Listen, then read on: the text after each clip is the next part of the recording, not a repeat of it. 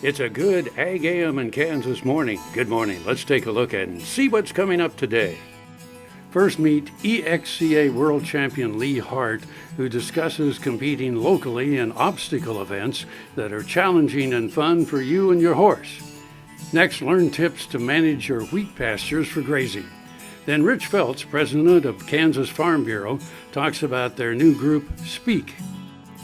And Jill Casten, Senior Director of Training and Education at Kansas Farm Bureau, discusses Leadership KFB. We'll end with a look at Angus Beef production in 2015. Closed captioning brought to you by Kansas Soybean Commission, the Soybean Checkoff Progress, powered by Kansas farmers.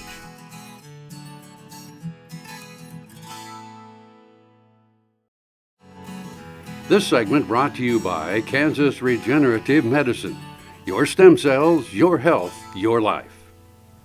Hi, my name's Lee Hart with Cowboy Logic Horsemanship in Topeka, Kansas.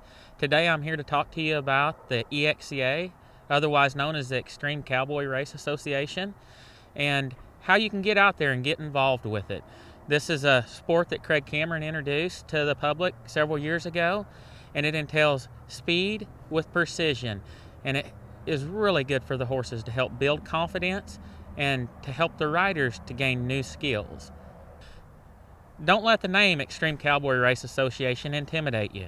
These classes are all designed for each level of rider, and so are the obstacles. And they're normal obstacles like you'll see in your normal trail classes. We're not asking you to jump off of any big cliffs.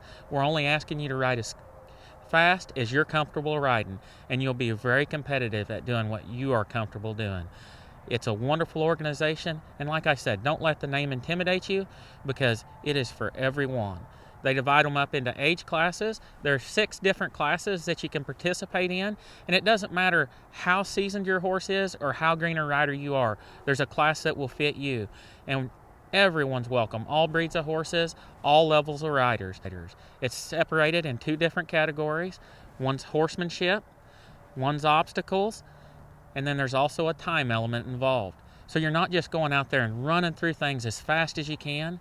You also have to do them with speed and precision.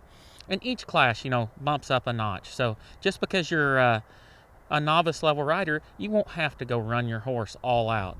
But as you bump up each class, you'll have to go just a little faster. One of the big incentives to competing at the UHCA and the EXCA shows is at the end of the year, usually the last weekend in October, you can qualify for the EXCA World Finals. The top 60% of everybody in the nation, including Europe and Hawaii and several other areas, get a chance to go there and compete. It's a wonderful deal. There were over 200 riders at the World Finals this year, and pays out lots of money to each division. So if I've piqued your interest in the EXCA, you can go to our local organization, which is UHCA, the Ultimate Horseman's Challenge Association, or you can go on to the EXCA website. You're welcome to look me up on Facebook, Lee Hart Training, or look in your local area and look for a professional and see if you can find someone who will help you out. It's a wonderful sport, and we encourage and help each and every one that's interested in doing it. It is the fastest growing equine sport out there, and it is one of the most family-oriented things I've ever been a part of.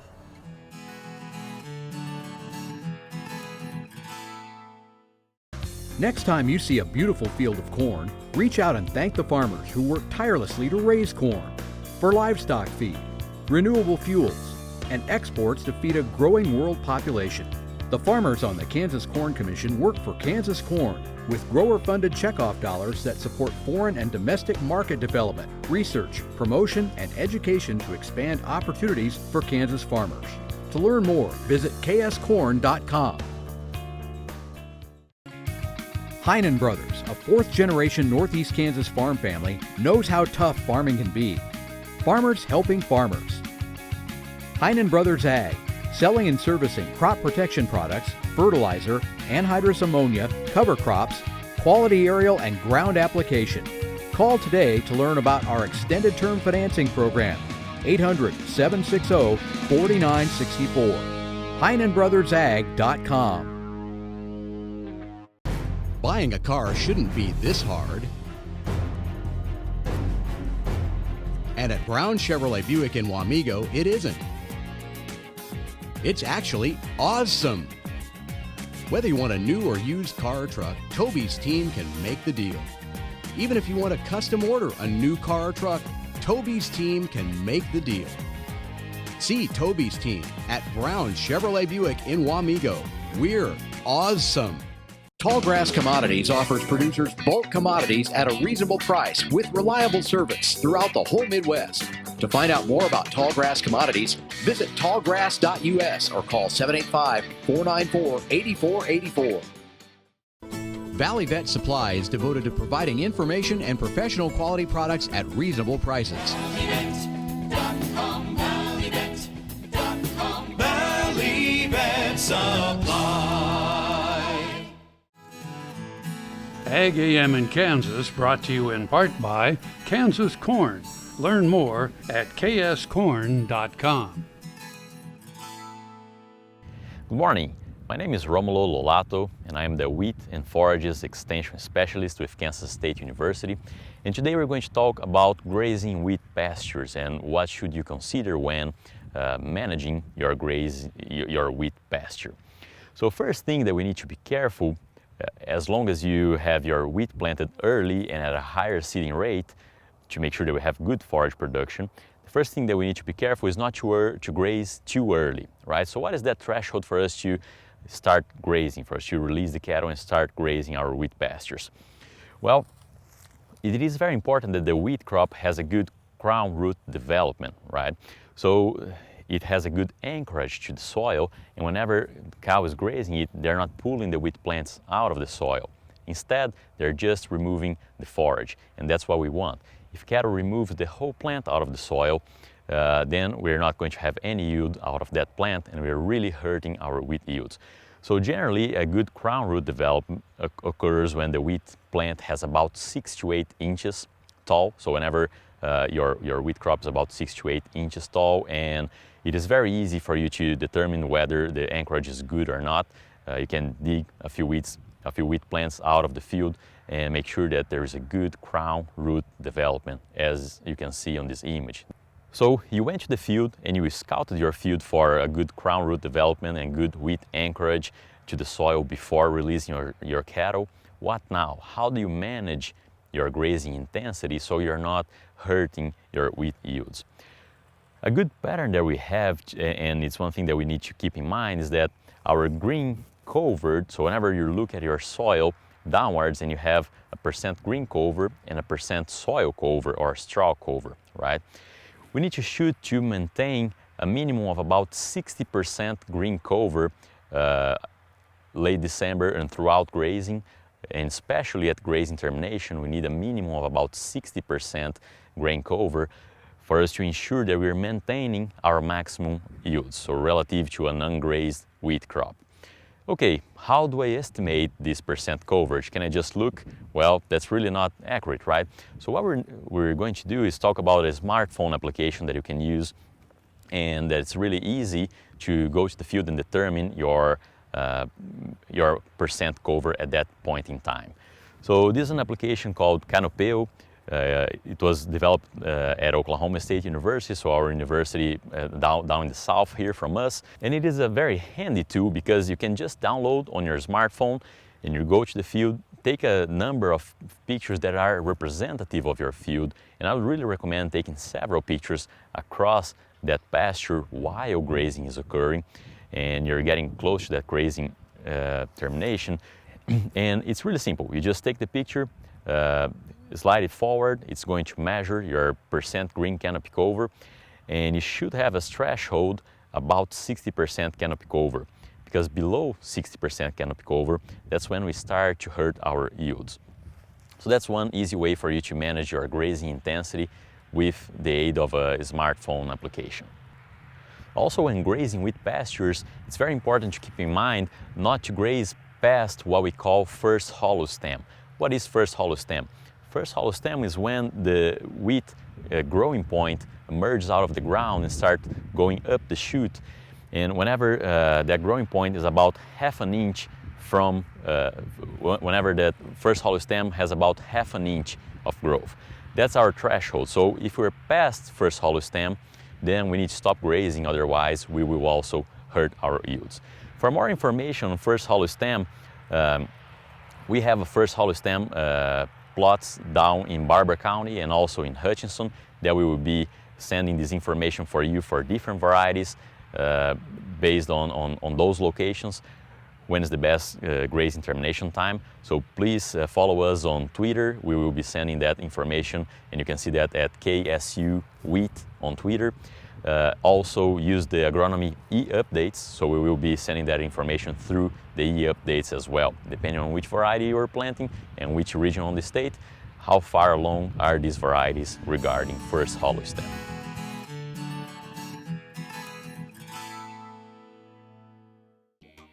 The Kansas Wheat Innovation Center in Manhattan is rediscovering ways to get improved varieties and new genetics in the hands of farmers faster. Grower-led and checkoff-funded research initiatives are bringing about positive change. This grassroots leadership provides a strong voice in Topeka and Washington, D.C. Now is the time to partner with Kansas Wheat in moving wheat forward. Kansas Wheat Commission and Kansas Association of Wheat Growers. Farmers investing in their future and yours. Log on to rediscoverwheat.org.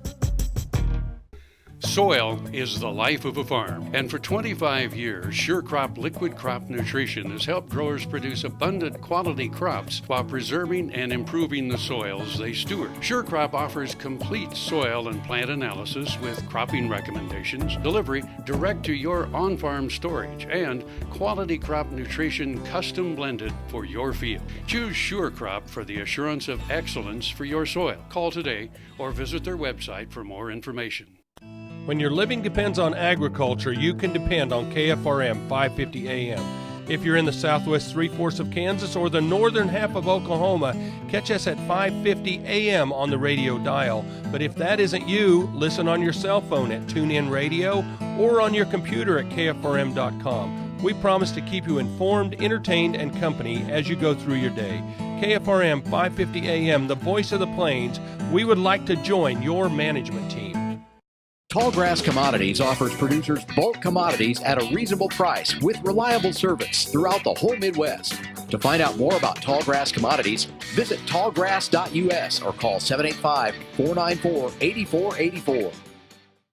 Kansas Farm Bureau, the voice of agriculture.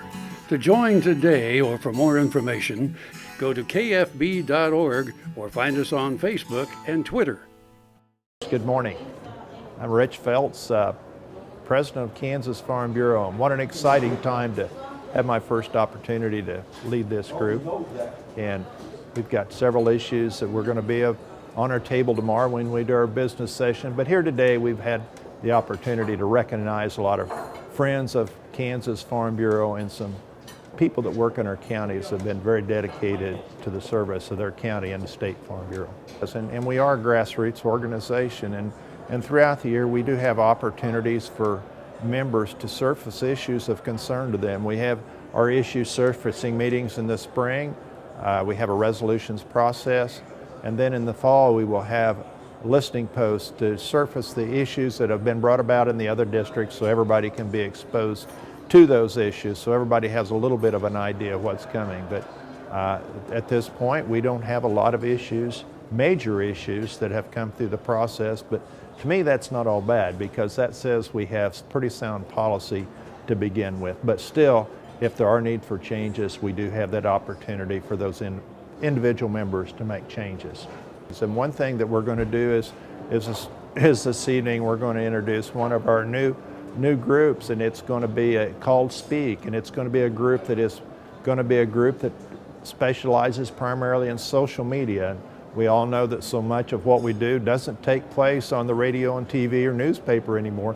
It's done through social media, and not always from the most credible sources. And hopefully that we can have individuals that can speak to our issues and our concerns and get the true value of what's going on in production agriculture to the consumers.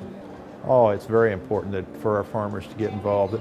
And I think we have so many of our farmers that they just choose to let somebody else do it. They're doing all right. But it's so important in our process today. We're not just all political. Agricultural education is going to be more and more important.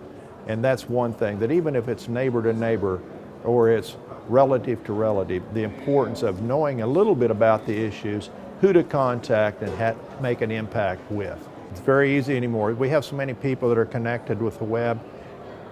KFB.org, it gets you on, and from there we have a new web page that you can work through, and there's a process in there that you can be a member, to be a new member, renew memberships, but it also gives you an overall idea of what's going on in the organization.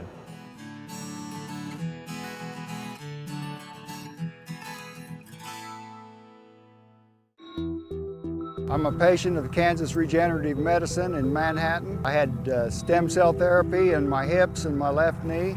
My wife and I both are patients. We went down there the same day in November. Since then, my hips are feeling a lot better. I can work now most of the day if I want to. And before, if I worked in the morning, I was done in the afternoon, or if I worked in the afternoon, I was sure enough done for the rest of the day. Grain sorghum is one of the most important cereal crops worldwide, and Kansas leads the nation in its production. A high-energy, drought-tolerant crop, sorghum only requires 6 inches of water to produce the first bushel. And with its wide uses and easy adaptation, sorghum proves to be a truly indispensable crop. Kansas Grain Sorghum is committed to sorghum research, market development, and education. Learn more at ksgrainsorghum.org. Now another gardening tip with Annette Jackson. Fall is a great time to plant trees, shrubs, and perennials. Root development this fall means more growth with less watering next year. For faster root growth, always use Fertilome Root Stimulator.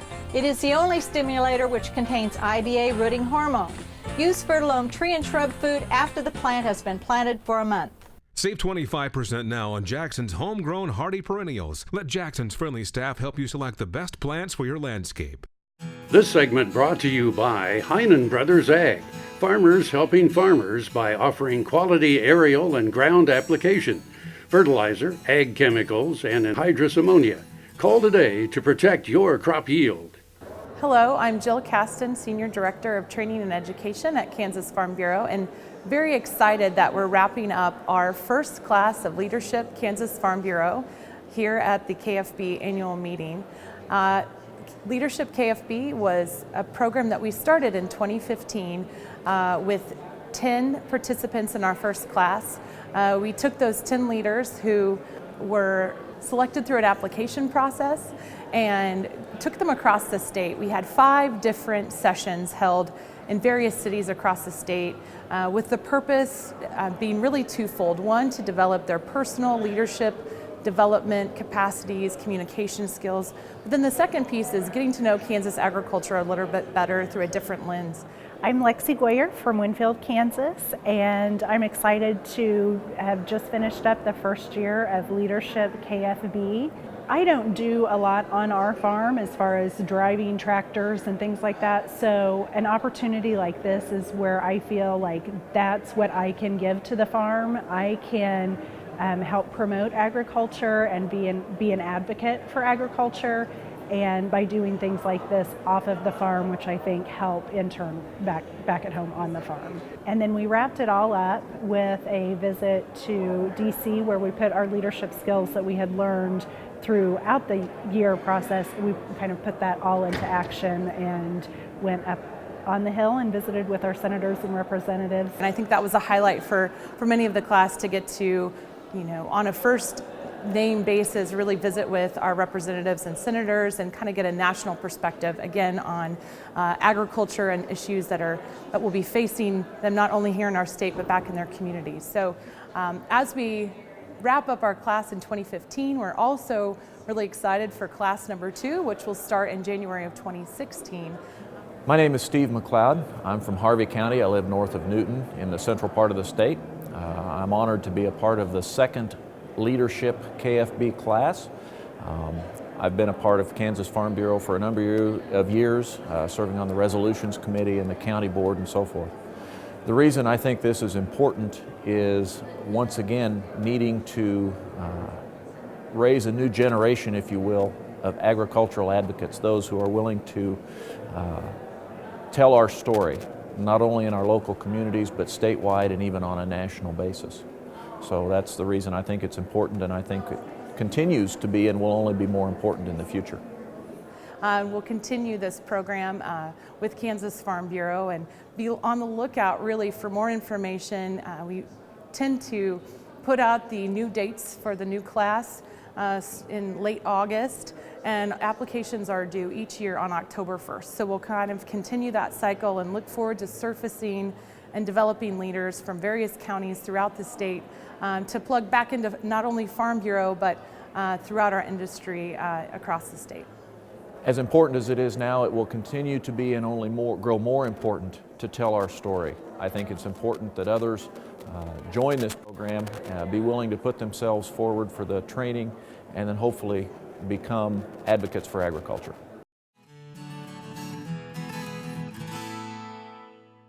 Kansas Farm Bureau, the voice of agriculture, represents grassroots agriculture. The state's largest and most powerful farm organization stands up for its members through leadership development, agriculture education, legal defense, environmental advocacy, farm safety, and risk management. Members also enjoy money-saving benefits. To join our organization today or to learn more, go to www.kfb.org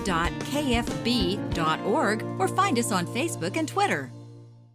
Hello friends, I'm Ernie Rodina. And I'm Dawn Dawson with the Better Horses Radio Show. For over 9 years, we've been bringing the Better Horses Radio Show to markets all across the Midwest. We talk about God, lots about horses. We talk about cows, we talk about horse health, we talk to top trainers, and we even talk about Roy Rogers. We are having a blast with Better Horses Radio Show and would love to take it to a market near you. So visit our website at betterhorsesradio.com and let us or your local radio station know you'd like to hear it in your area. The Better Horses Radio Show is unbelievable.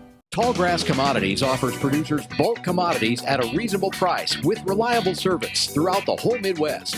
To find out more about Tallgrass Commodities, visit tallgrass.us or call 785-494-8484. To see this show and past episodes of AGam in Kansas, go online to agaminkansas.com. AGam in Kansas is brought to you in part by Sure Crop, liquid crop nutrition delivered right to your farm. The beef business in 2015 may be remembered for some of the highest prices and quickest falls in history. For the certified Angus Beef brand, it was an 11th consecutive sales growth year. But President John Sticka says it's notable for more than its 896 million pound record. You know, this year it was loaded with challenges. We saw the fourth year in a row of declines in the number of Angus cattle that were out there, primarily just because of herd liquidation and still feeling the ramifications of that. Yet still the producer base and the packers brought the third largest supply of certified Angus beef carcasses ever in our history, a number of about 67,000 carcasses a week we still saw this year. Their efforts pushed the annual CAB acceptance rate to 27.5%, a new record. Sticka says cattlemen and women continued to respond to the market signals provided by the consumers. Food service really led the train in certified Angus beef end user sales this year, hitting an all-time record of 330 million pounds this year, growing in excess of 8%, and again doing a phenomenal job of representing this product in the form of end meats, middle meats, ground beef, and value-added products to consumers. The stronger dollar meant challenges for CAB's international division, but it overcame that and shipping problems to tie last year's record. Most of those 120 million pounds went north and south of the U.S., as well as the Middle and Far East. Sticka says steady, long-term growth comes from starting with the right carcass-based specifications in 1978. For 37 years, we've been in the marketplace trying to grow our relevance and significance to all aspects of those involved in the production and merchandising side of beef, and in particular premium beef. You know, lots changed over those 37 years. We were about the only brand in the marketplace for the first half of that history. Now there are more than 130 USDA certified beef brands. Sticka welcomes the competition and notes the goal for 2016 to get better. I'm Bob Cervera. Closed captioning brought to you by Kansas Soybean Commission, the Soybean Checkoff Progress, powered by Kansas farmers.